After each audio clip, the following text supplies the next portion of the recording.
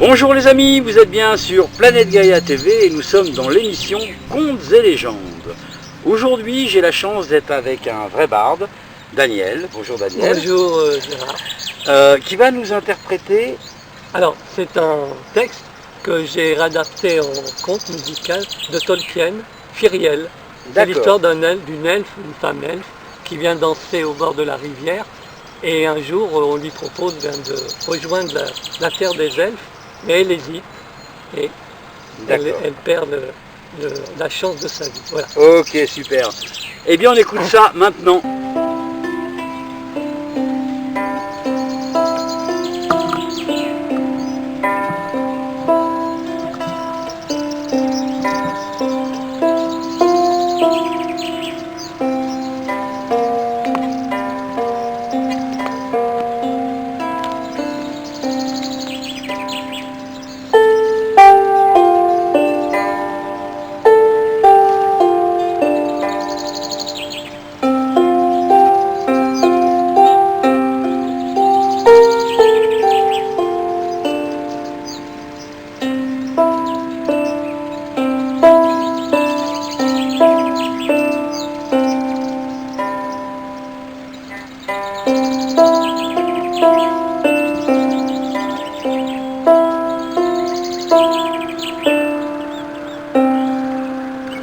Firiel était une elfe des bois.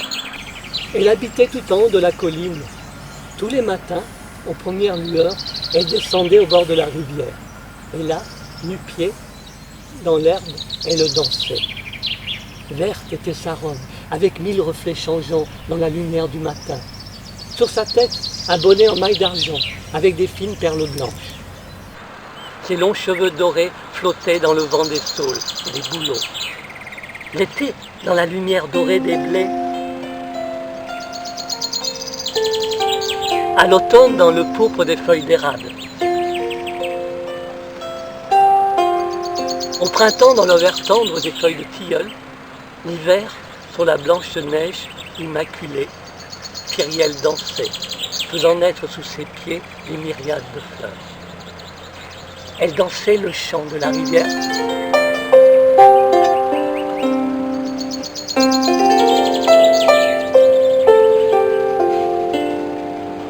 Le souffle du vent dans les chênes,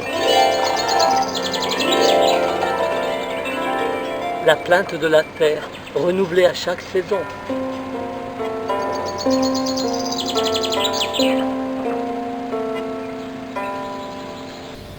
Un jour, elle entendit, flottant sur l'eau, une douce mélodie accompagnée par la harpe.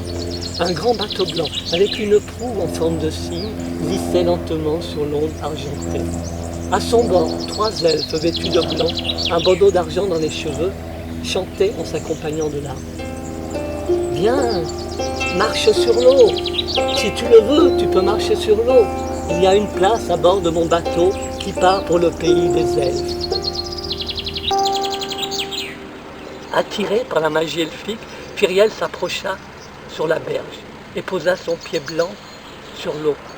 Mais soudain, elle eut peur de se noyer et recula sur la grève, tandis que l'aide de sa main l'encourageait à les rejoindre. « Viens, marche sur l'eau. Si tu le veux, tu peux marcher sur l'eau. Il y a une place à bord de mon bateau qui part pour le pays des elfes. » Firiel essaya à nouveau, mais fut paralysé par la peur. Alors le bateau s'éloigna lentement dans la brume argentée, tandis que la mélodie l'accompagnait dans sa course.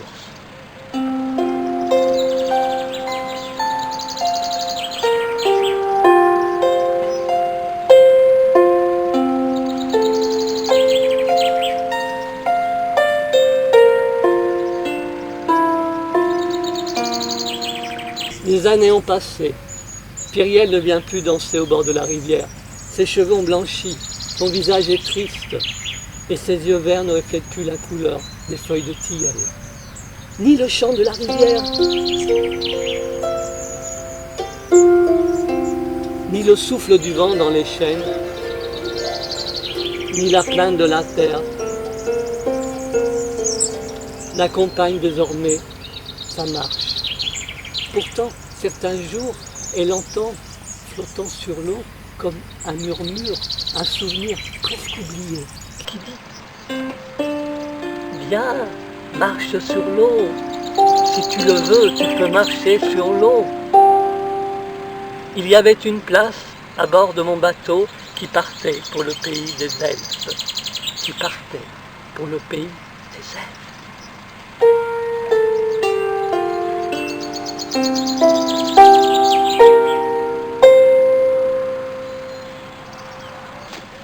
Voilà les amis, vous êtes bien sur Planète Gaïa TV et nous sommes toujours dans l'émission Contes et légendes.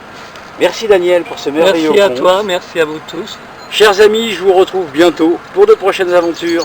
Au revoir. Au revoir.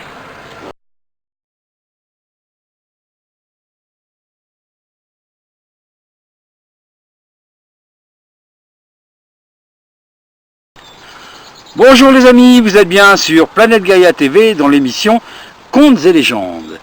Eh bien, je suis de retour avec notre ami Barde. Bonjour Daniel. Bonjour Gérard. Alors, qu'est-ce que tu vas nous interpréter aujourd'hui? Alors, un conte typiquement irlandais, druidique, Ouais. c'est la quête du saumon de la connaissance. Ah, Voilà. ok. C'est un conte très connu. Bon, chaque conteur donne sa petite note. Normal, Voilà. c'est tout à fait normal. Eh bien écoute, je te laisse avec nos téléspectateurs. Chers amis, c'est maintenant. C'était un bel après-midi d'automne. La rivière Shannon coulait paisiblement. Sur la berge, il y avait un vieux chêne, un grand chêne immense, dont une branche s'avançait au-dessus de l'eau. Sous l'action du vent, cette gland se détache et tombe dans l'eau. Il flotte, emporté par le courant. Un saumon qui nageait entre deux eaux aperçoit les sept glands. Quelle aubaine! Il se précipite, la gueule ouverte, et gobe les sept glands. Mais soudain, il se met à grossir, à grandir. Il devient énorme.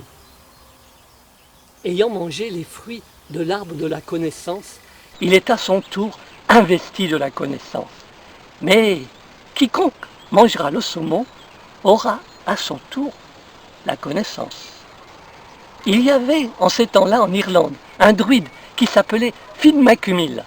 Finn entendit parler de l'histoire du saumon et il se dit « J'attraperai ce saumon, je le mangerai et j'aurai la connaissance. » Il se mit aussitôt en quête.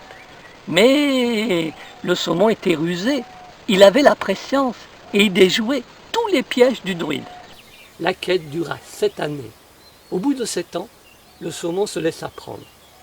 Finn avait un élève, un disciple, pas très intelligent, mais très dévoué à son maître. Il lui demande de couper le saumon et de le faire cuire dans un grand chaudron avec les 7 plantes sacrées des druides. Lui-même, fatigué par cette longue quête, s'en va dans la forêt voisine. Il s'allonge dans la mousse tendre sous un vieux chêne et s'endort. Le disciple s'exécute à la tâche.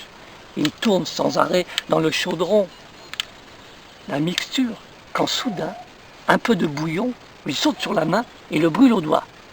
Pour calmer la douleur, il met son doigt dans la bouche. Soudain, son esprit s'ouvre et il comprend pourquoi son maître veut absolument manger le saumon. Il se dit alors, puisque mon maître veut avoir la connaissance, moi aussi j'aurai la connaissance. Et au lieu de le réveiller, comme il m'a demandé, quand le saumon sera cuit, j'en mangerai une grosse partie. Dans la forêt, dans son sommeil, Finn se sent soudain agité. Il se réveille, il s'assied, il médite et il comprend qu'il se passe quelque chose du côté de son élève. Il l'appelle, le fait venir à lui et lui demande de s'expliquer. Se sentant découvert, le disciple révèle tout. En fait, il était plus bête que méchant. Alors à ce moment-là, Finn éclate de rire et dit « Mon fils, tu ne peux manger le saumon de la connaissance car tu n'es pas un druide. Et si tu avais mangé le saumon, la connaissance t'aurait tué. Seul un druide a le pouvoir d'absorber toute la connaissance. » Mais il ajoute, mais le simple fait que tu as goûté le bouillon, dorénavant, tu auras la vision des choses cachées et surtout de ce que les gens te cachent dans ton dos.